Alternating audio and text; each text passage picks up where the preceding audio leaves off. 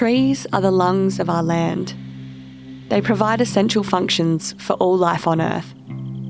Many of us share personal connections with them. One of my favourite trees is the Willa Carricou, the Ghana shelter tree, which is a big river red gum near the bank of the Wirraparinga River, Brown Hill Creek, southwest of Adelaide. It was hollowed out and once used as a shelter for Ghana families. This beautiful tree is estimated to be 500 years old, well established before colonisation began. It has seen and weathered many storms. 20 years ago, the Willa Carricou was suffering. Weeds, compacted soil and bank erosion threatened its existence. But by employing traditional land management techniques, including the revitalisation of yam daisies, cultural burns and bank stabilisation, we saved the tree. Now it stands tall, a statue that reflects the condition of the environment surrounding it. The large trees that we share country with are our ancestors and are some of the oldest living organisms on Earth. Climate change is here. And you've heard all about what that means. Warmer temperatures, extreme weather and biodiversity loss. But what about biodiversity as a solution in and of itself? This podcast is about where nature and climate change intersect. Join us as we traverse the backroads of this magnificent continent, finding the stories of hope that we all need right now. I'm Tiahni Adamson, and this is Big Sky Country, a podcast by Bush Heritage.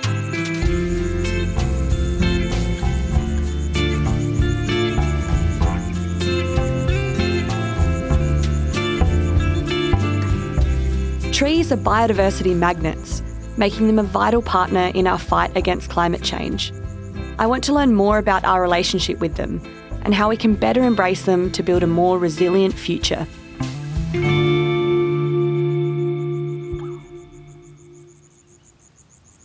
To do this, first, we're taking you to an island on the edge of the earth, pakana country, Lutruwita, Tasmania, to chat to someone who, among many other pursuits, has spent his life dedicated to their protection. It's very hard to believe that these trees, particularly the rainforest species down here and in the Takai, are the same forests that were being eaten by the dinosaurs. I'm sitting with Dr Bob Brown at his cabin in the lush Liffey Valley, an hour southwest of Launceston, now known as Ora Ora Reserve, and managed for conservation by Bush Heritage. Clouds rise above a rocky bluff hanging over us. It's a jagged silhouette, the beginning of the plateau and the gateway to a World Heritage area and more wondrous nature. The air is crisp and the landscape is so beautiful it's almost surreal.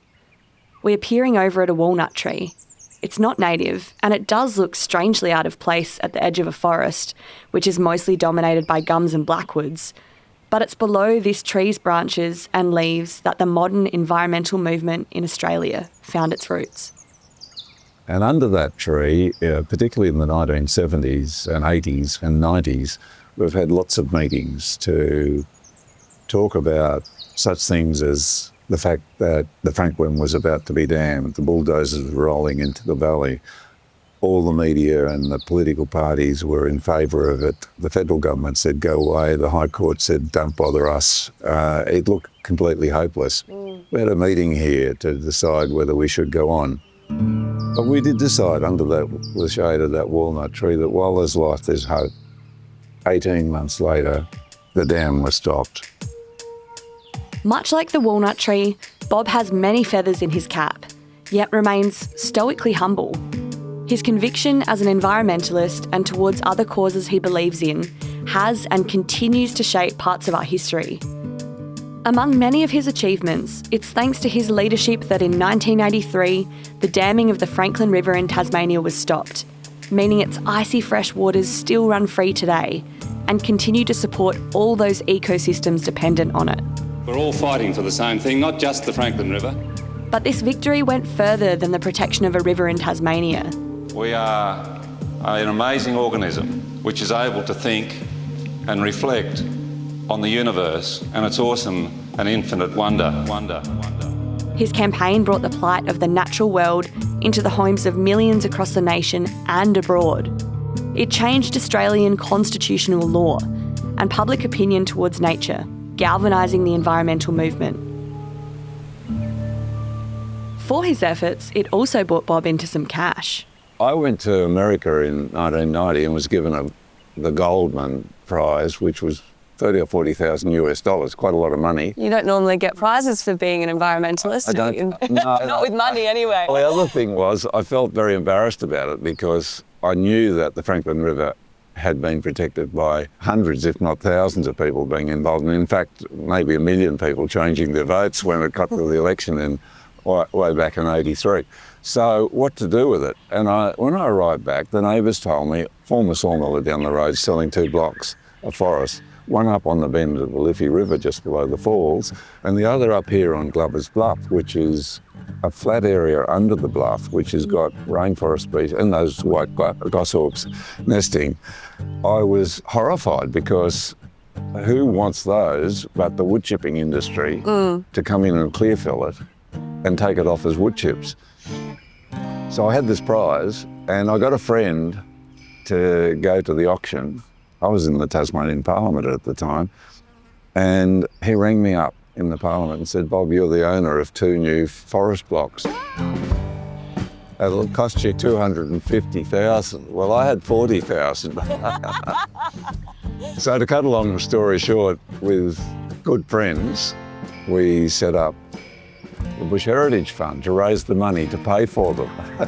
And from that, we quickly learnt that people were interested in putting money into land, but it was very tough at the start. This was the seed that sparked bush heritage, sprouting a better and much needed at the time model for land conservation in Australia.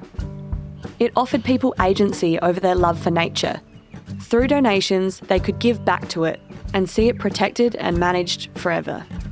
From the 2 forest blocks in Liffey, the organisation has grown into a national conservation non-for-profit that helps protect and contributes to the management of over 21 million hectares across Australia.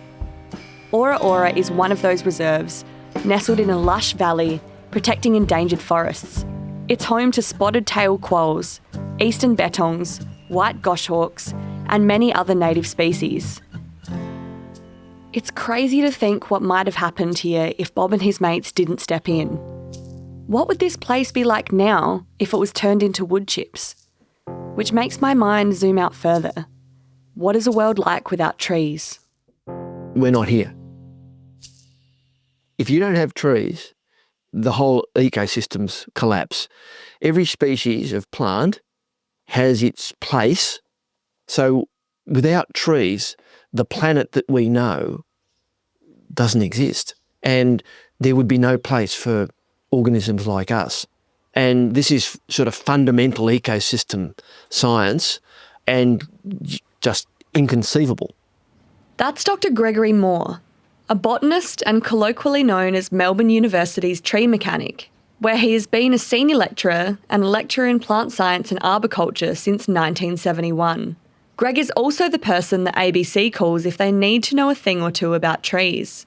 I'm very interested in the physiology, the structure, so morphology, anatomy and physiology of trees, why they do what they do and how that relates to what we do in the world.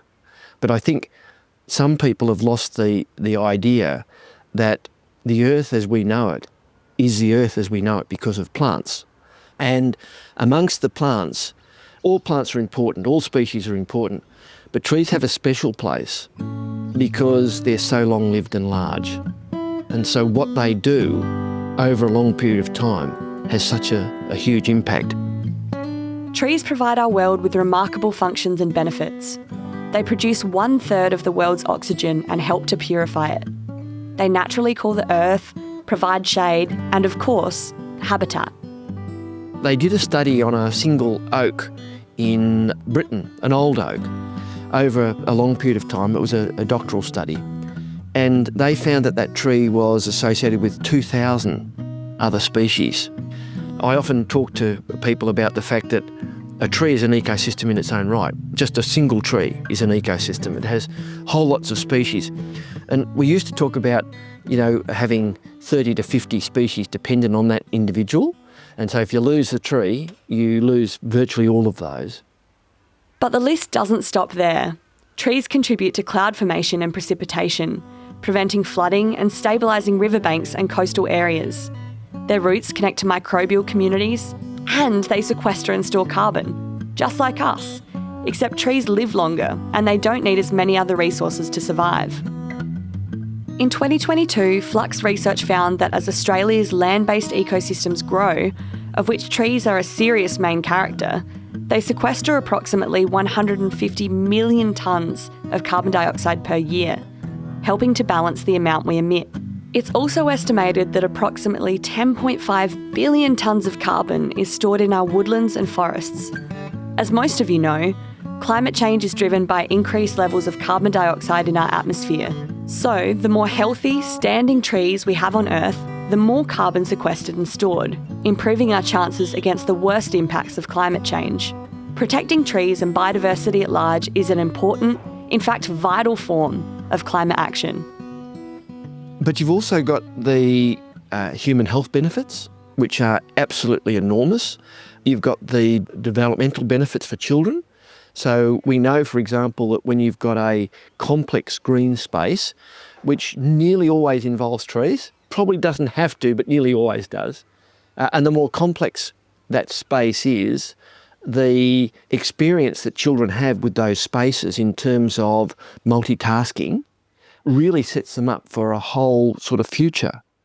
Every year we continue to add to the list of benefits these remarkable and familiar organisms bring to the world, and what is becoming more abundantly clear through these conversations and many others I've had, there is no us without them.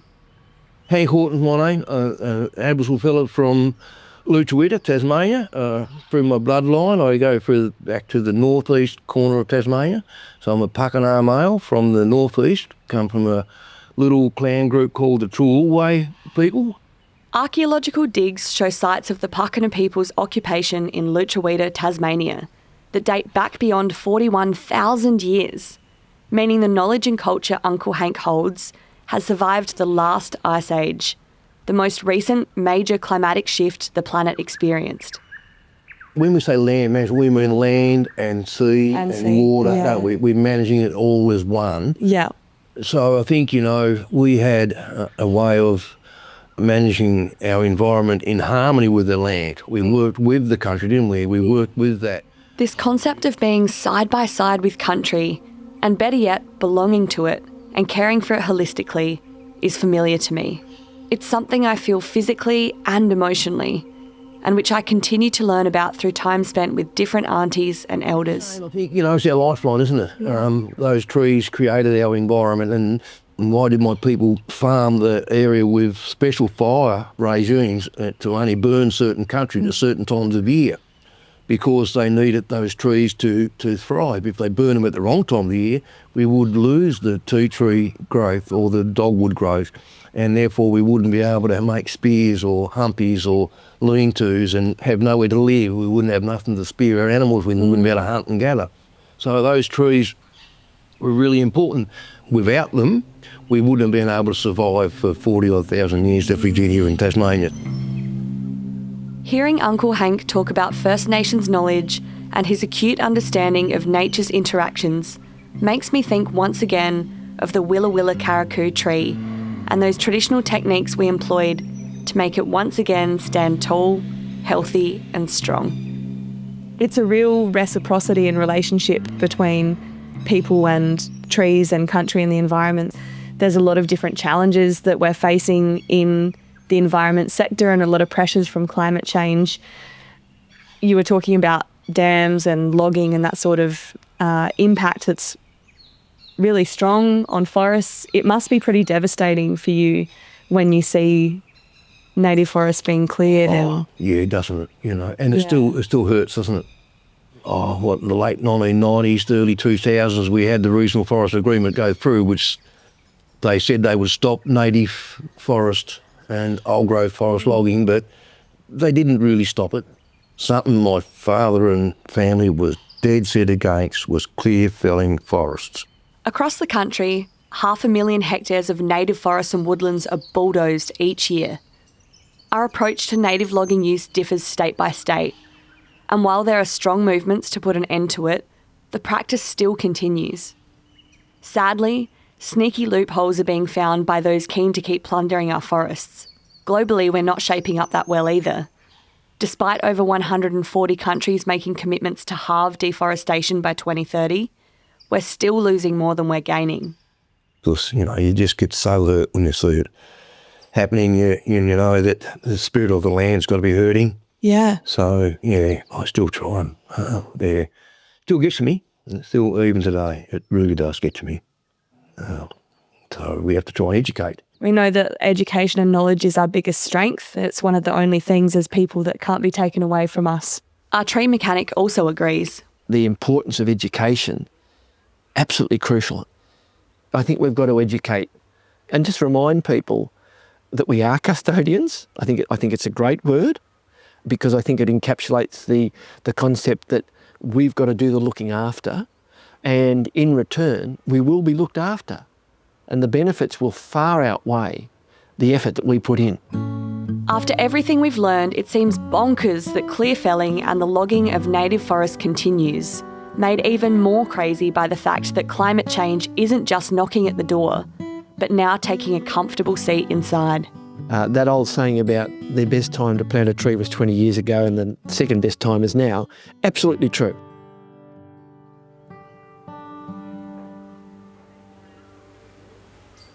On a recent trip to Noongar country in the southwest corner of Australia near Albany, I dropped into another bush heritage reserve, Redmort. Once a degraded sheep farm with bone-dry topsoil and an eerie silence from lack of birds, Redmort has been brought back to life. At some of the revegetation sites on the reserve, over 120 plant species have been put back in the ground. Now, 8 years later, species are spontaneously moving back onto the reserve to build homes, including the threatened malleefowl. This is a restoration success story, one we'll explore in the next episode of Big Sky Country. But it does make me wonder, can we ever really replicate what's been lost? With complex revegetation work, it will never be a natural ecosystem that has been lost. But it doesn't mean it won't be a functional ecosystem that is a big improvement on perhaps what was there before it. So I don't think we have the capacity, no matter how we try, to restore an ecosystem that has been lost to what it was before. So while the saying Dr. Moore refers to is absolutely true, and we're not here to discredit how vitally important restoration is, and that it does bring back functionality and species to the landscape, the fact is, once a forest or woodland is cleared, it will never be the same again. This raises the significance of another tool in our belt to work with trees to mitigate the impacts of climate change and the biodiversity crisis. From my perspective, if you can save parts of an ecosystem and then reconnect them, even if they're relatively narrow corridors, the future is much, much brighter than it might otherwise have been. Research confirms that not all forests are the same. All are effective carbon sinks, but it's the more mature forests that store the most carbon. Avoiding the loss of more forests and woodlands is actually in our better interest than adding new forests. As we reflect on the vital role trees play in our world, especially in tackling the climate crisis, it's important to acknowledge the complexities around timber. While protecting our native forests is crucial, the demand for wood products is real. Thankfully, innovation is offering pathways forward. We're seeing a growing shift towards sustainably managed plantations, a rising consumer demand for certified timber, and exciting alternatives like modwood and even green steel emerging. We can strive for a future where our need for timber doesn't come at the expense of our precious native forests, finding solutions that benefit both our planet and our economy. It's astounding that in Lutruwita, the home of so many staggeringly beautiful ancient forests, we're still seeing native logging, still watching on as these complex, living organisms, sometimes hundreds of years old, are cut down. These trees growing here in Tassie and growing elsewhere around the world are the biggest living creatures ever on the face of the planet. Wow. That's worth thinking about. And they live much longer than we do. And they've got an ancestry going back much further than ours. And we need them. Absolutely need them as a hedge against climate change, which we've created by bringing what long dead trees out of the ground, that's coal and gas, which comes from ancient forests, and burning it into the atmosphere. It was safely down there as we had a climate which led to human beings flourishing on this planet. Now we're digging it up, burning it, heating the planet, and at the same time threatening all the trees around the world through these massive fires and droughts and storms that we're seeing. And these companions of ours of life, we should be respecting in a much better way. And it is the laws of nature that we have to listen to. And I'm looking out across towards the blackwood tree over there, which is flowering, and there's half a dozen or maybe a dozen robins, all dependent on trees and for our delight. And if this place was clear-felled, they wouldn't be here. Where clear-fell foresting occurs, no birds. Get rid of the trees, you get rid of the birds, and therefore you get rid of such a delight.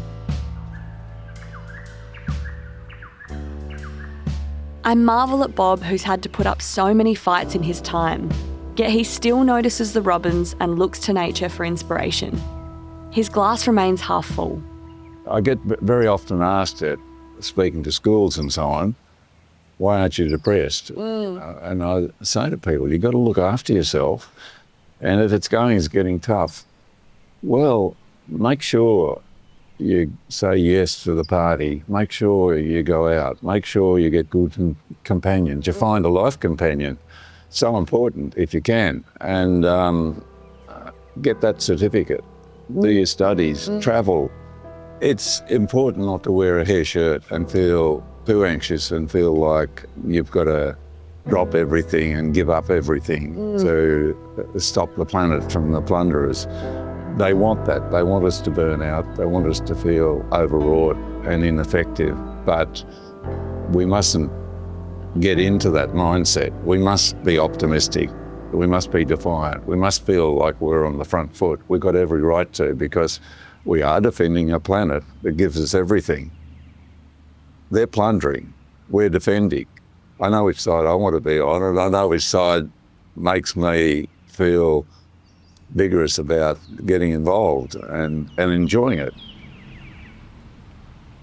What advice would you give to a young person? And I'm sure you've been asked this question so many times.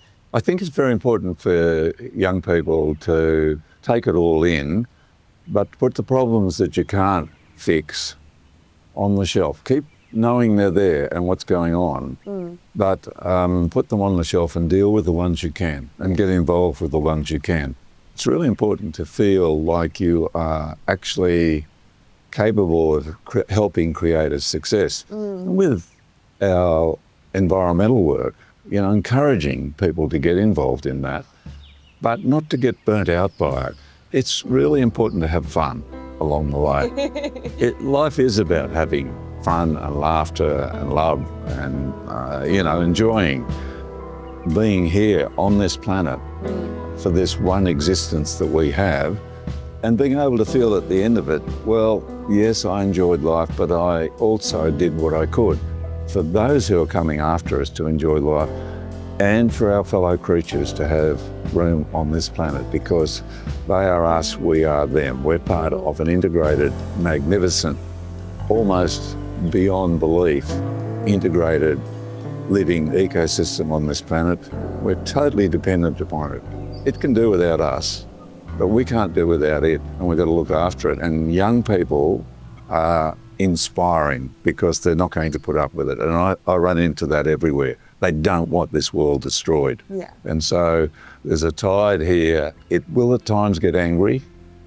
At times it'll get frustrated. Times it will feel this is all hopeless. But That's been common to all the great movements that have succeeded in human history. When I say goodbye to Bob and walk away from the cabin, I spot a white gum clinging to the restored bank of the Liffey River, standing tall.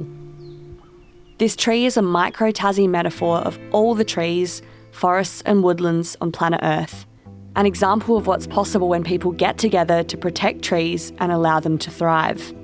Much like a beacon, the light bark reflects the dipping sun and contrasts the clouds brewing above the bluff. An outstretched limb bends in the wind, waving almost. Without thinking, I wave back.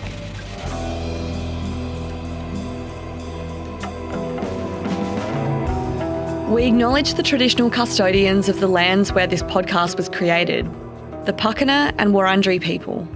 We recognise and respect the enduring relationship they have with and the knowledge they hold of country, and we pay respects to all elders, past, present and emerging. This episode was produced by B. Stevens, Will Saker and Tiahni Adamson. Thanks to our guests Dr Bob Brown, Uncle Hank Horton and Dr Gregory Moore. Special thanks to Mike Bretz and Paul Thomas. This episode was mixed and mastered by Mike Williams with original music by Mike Williams and Timothy Nicastri. Our theme music was generously contributed by the Orb Weavers.